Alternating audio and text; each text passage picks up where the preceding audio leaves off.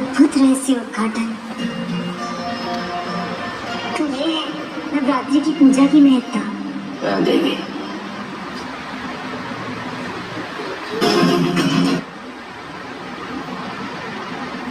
उसको भूल जाता है कि जो नारी समाज में है उसके घर में वो उसी माता का स्वरूप है। भूल जाता है उनका सम्मान करना और आरंभ कर देता है स्त्री को प्रताड़ित करना, उनकी उपेक्षा करना। और देवी, ऐसे व्यक्ति वास्तव में पूजा नहीं करता, पूजा करने का पाखंड करता है, भक्त होने का दिखावा करता है। और ऐसे व्यक्ति की पूजा मां दुर्गा को कभी स्वीकार नहीं होती। यही अटल सत्य है। समझ गए। अब नवरात्रि पूजा के पवित्र विधान को भी बताइए देव। अवश्य देवी। नवरात्रि की पूजा के प्रथम दिन, जिसे हम कलश स्थापना दिवस भी कहते हैं, पहले हम मिट्टी में जौ के बीज को बोते हैं और देवी नवरात्रि के 9 दिन में ये जौ पूर्णतः पौधे के रूप में परिवर्तित हो जाते हैं देवी।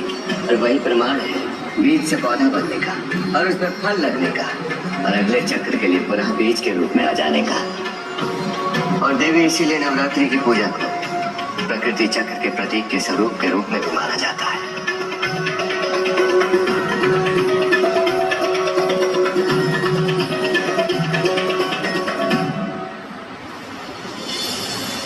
आपने सत्य कहा हनुमान जी, सचमुच नवरात्रि की पूजा प्रकृति चक्र का प्रतीक है और ये कलश संपूर्ण ब्रह्मांड का प्रतीक है देवर्षि।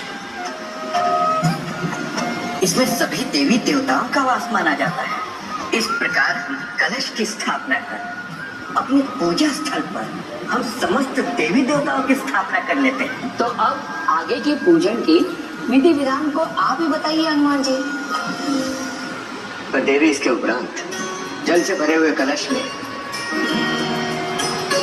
हल्दी, दुर्वा, अक्षत और पुष्प और मुद्रा आदि डालने के उपरांत आम के पल्लव रख के उसे ढक देना चाहिए।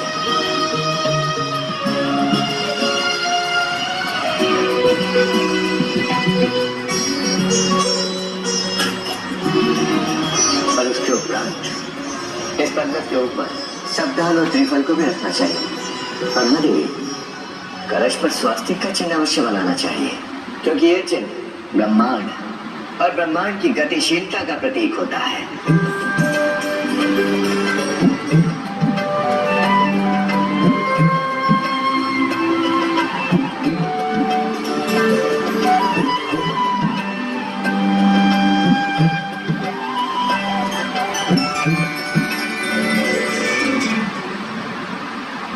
देव, आप कलश पर मौली धागा क्यों बांध रहे हैं? ये कलश स्थापना की पूर्णता का प्रतीक है और इसके पश्चात ही हमें माता रानी का पूजन आरंभ करना चाहिए। पूजन का क्रमानुसार विधान बताएं देव।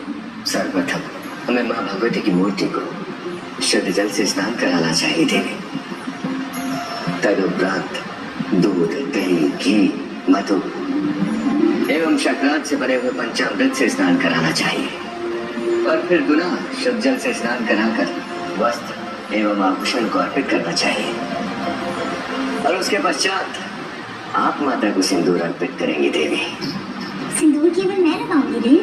हाँ देवी, माँ भगवती को सिंदूर अर्पित करने का अधिकार केवल स्त्रियों को है, पुरुषों को नहीं।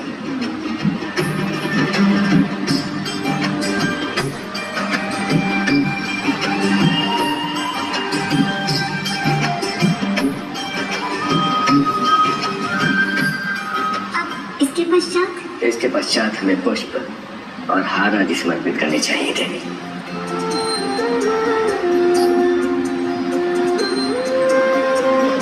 इसके पश्चात हमें बेलपत्र चढ़ाना चाहिए देवी। बेलपत्र क्यों?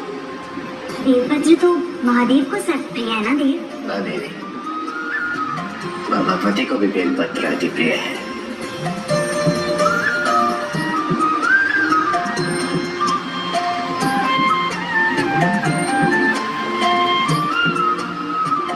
देवी, इस आह्वान प्रक्रिया के उपरांत हमें धूप और दीप से माता की आरती करनी चाहिए।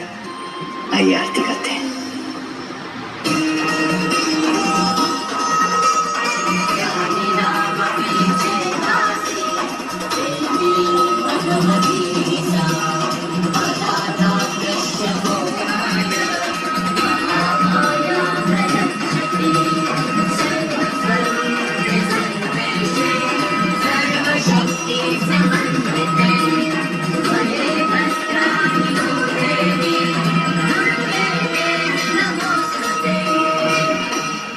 आप कलश लेकर कहाँ जा रहे हैं? कुमारी कन्याओं के चरणों के पूजन के लिए ले गई। परंतु कन्या